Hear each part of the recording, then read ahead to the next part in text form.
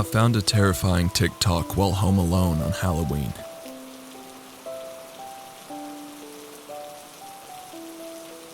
Have a good night, sweetie.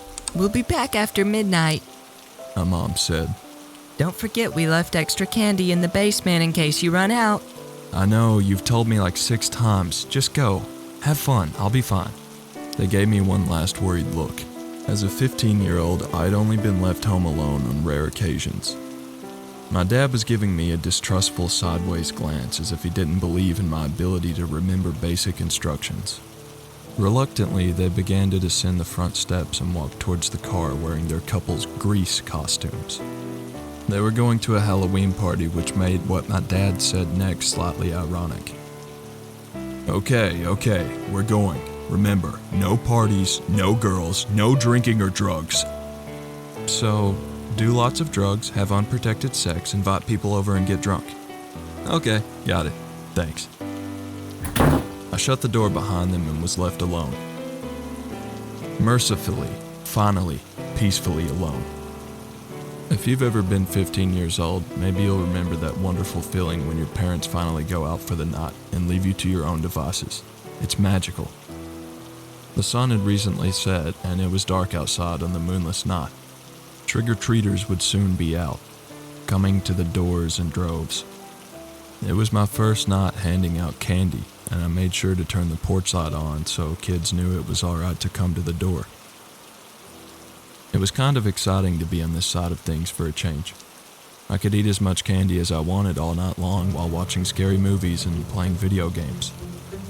I had several horror flicks on my Netflix playlist ready to go. I tried to decide what to watch first, The Babysitter, Scary Movie, or The Ring. The night was still young, and I decided I didn't feel like committing to a movie just yet. So I sat down in my dad's comfortable faux leather recliner with the bowl of Halloween candy in my lap and pulled out my phone. I figured I'd watch a few TikToks, then pick a movie after that. I opened the app with one finger, nimbly unwrapping a Reese's cup with my remaining digits. The video which popped up on my feed was dark, difficult to make out. It looked like the person recording it was in a forest. Then I saw concrete stairs and the familiar wooden boards of a deck or a porch. I almost scrolled past it, but then I noticed the deck looked familiar, as did the door in the video. I paused the clip. The Reese's cup remained uneaten in my hand. I put it up to my lips to take a bite, thinking the kids outside could wait a minute. I got up from my chair, the piece of candy still whole, and stalked angrily to the door. Damn kids couldn't just wait a minute. They'd break the doorbell if they kept attacking it like that. Swinging the door open, ready to yell at the brats, I looked down to see there was absolutely nobody there. Glancing around, I saw there were no trick-or-treaters anywhere nearby. No other houses were decorated either, I noticed for the first time. Mine was the only one, and it was pitch black outside now. The porch light had apparently burned out within the last few minutes, since it had just been working when I saw my parents off for the night. I closed the door and walked back to the recliner, my heartbeat now ticking just a little faster in my chest. Sitting down, I felt like I couldn't relax. My muscles were tense and stiff. A floorboard creaked above me from the second floor, and I jumped, then told myself I was being foolish. It was probably just kids outside playing tricks. I leaned back in the recliner and tried to breathe. We had moved into the house that summer, and it still felt strange and new to me. I had to get used to its quirks, the wheezing, moaning noises it made in the dead of night, sounding ghostly and possessed. The whistling eaves and rattling shutters which sealed off the attic, sounding like bones shaking in the wind sometimes, or like muffled screams. Holding my phone in my hand again, I unpaused the TikTok I had been watching. It had been close to the end of the video. The camera panned upwards and I saw the person raising a black gloved finger up to press a doorbell. The familiar sound rang out through my cell phone's speakers.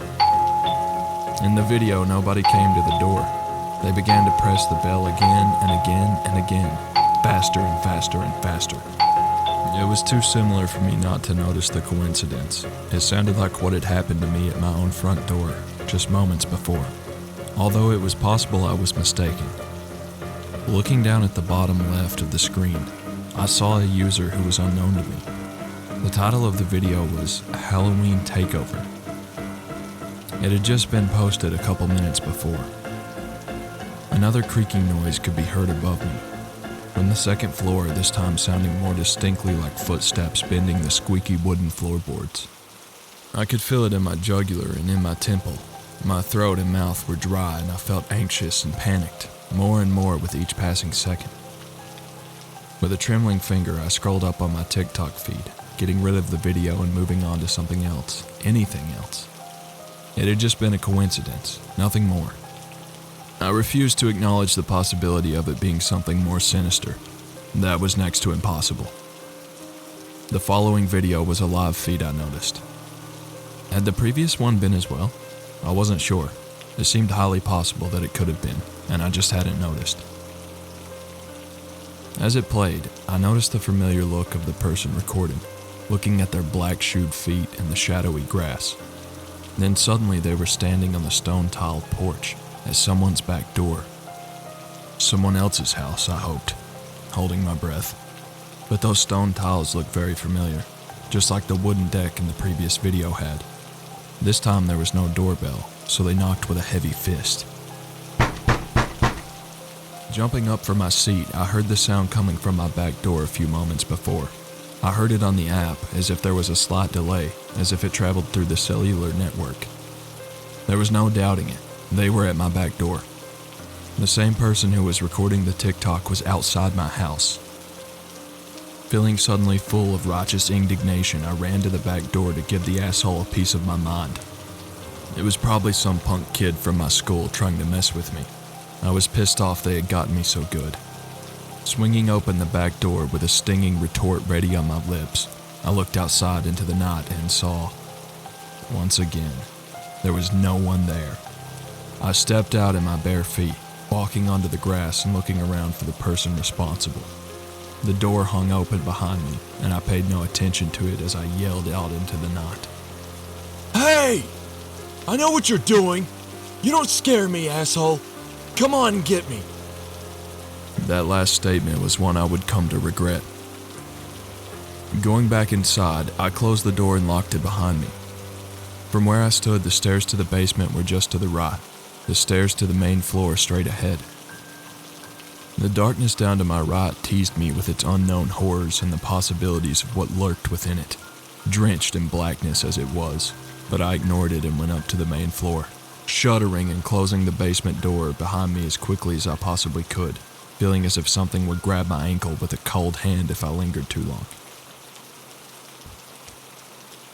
There was a flimsy steel chain lock on the door, separating the main floor from the rear exit and the cold dampness of the basement.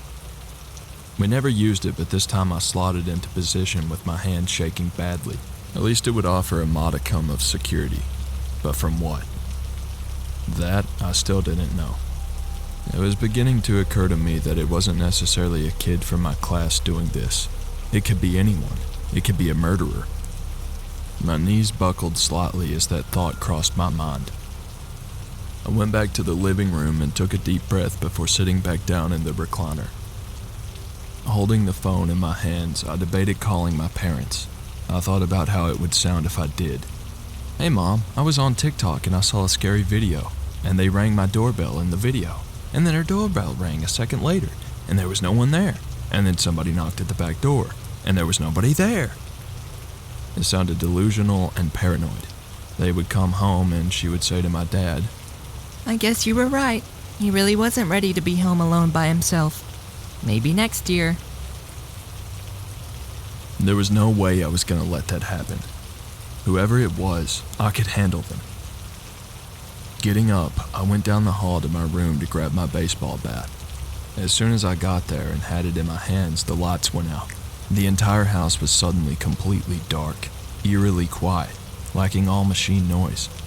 And of course, I had left my cell phone in the living room. With the bat in my hand, I started to feel my way along the wall, finding the doorway and going out of the room into the hallway. The entire house was quiet, dark and empty as far as I could tell.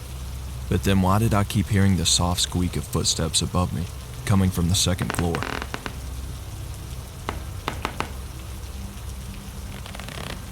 That decided it for me. I was going to call the police as soon as I got back to my phone. Slowly moving through the blackened space, I felt for the edges of the walls until I was in the kitchen, then moved past the locked basement door, feeling a sense of disquiet as I did so, as if there was someone just on the other side. When I was right up against the basement door, I heard the sound of the knob turning and goosebumps ran up my spine and covered my entire body. They were inside the house.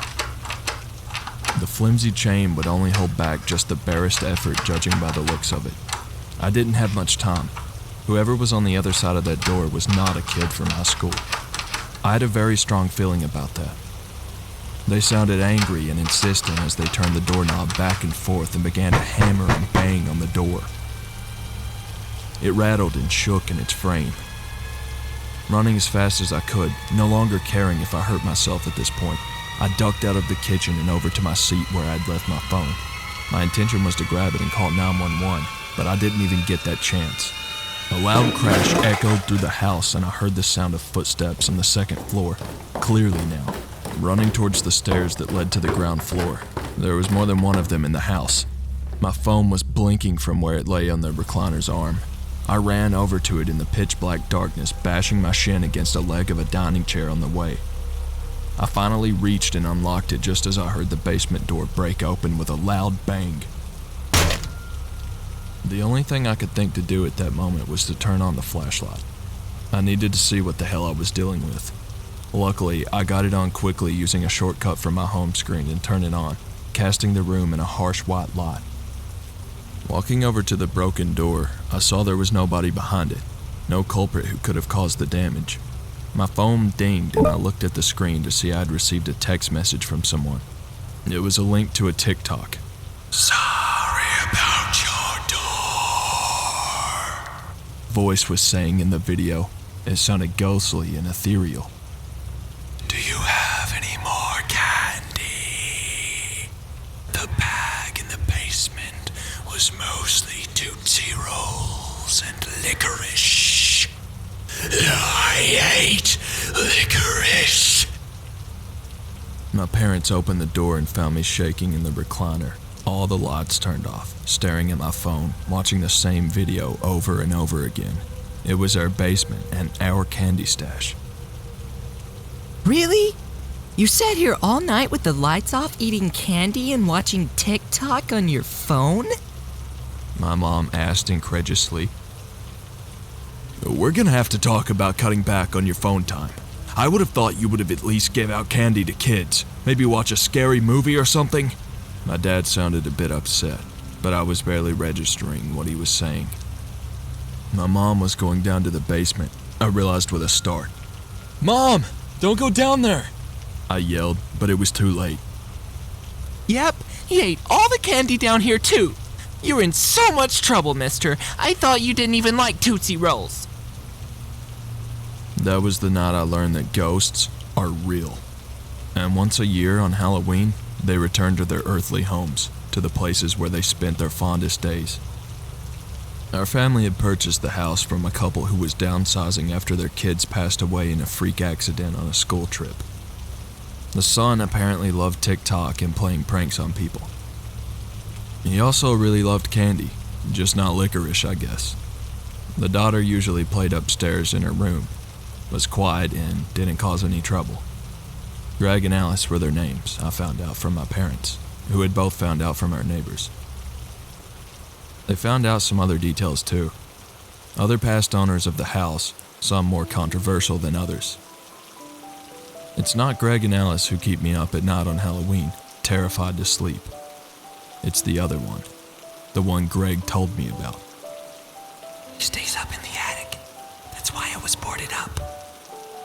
He whispered to me in the darkness after my parents had gone to sleep. I didn't find out how scary he really was until I crossed the veil. I could see him up there, waiting. Just don't ever unlock those doors or open those blinds. All he needs is a little breathing room and he'll be out of there next Halloween. And you do not want to run into him. There's a reason he was locked up there to begin begin with. Halloween will be here again soon, in just a couple weeks. And my dad just decided to start renovations on the attic. The shutters are off for the first time in decades, the doors hanging wide open. He did it while I was at school. "We've got to let it air out," my dad told me with an unrecognizable grin, looking very much unlike himself. "We've got to let it breathe."